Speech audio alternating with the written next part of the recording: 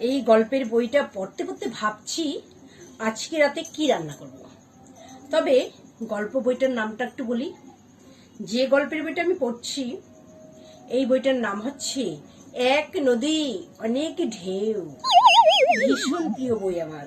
যাই হোক, আমার না ঘোড়ার ডিমের কষা খেতে ইচ্ছে করছে, কিন্তু ঘোড়ার ডিম কোন মার্কেটে যে পাওয়া যায় আমি এখনো মার্কেটটাই খুঁজে পেলাম না।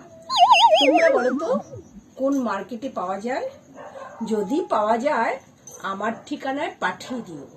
আমার ভীষণ ইচ্ছে করছে ঘোড়ার ডিমের কষা খেতে।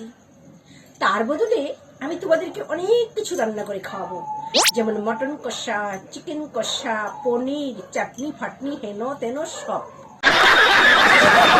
শুধু একবার ঘোড়ার ডিমের মার্কেটের নামটা বলো, কোথায় পাওয়া যায়?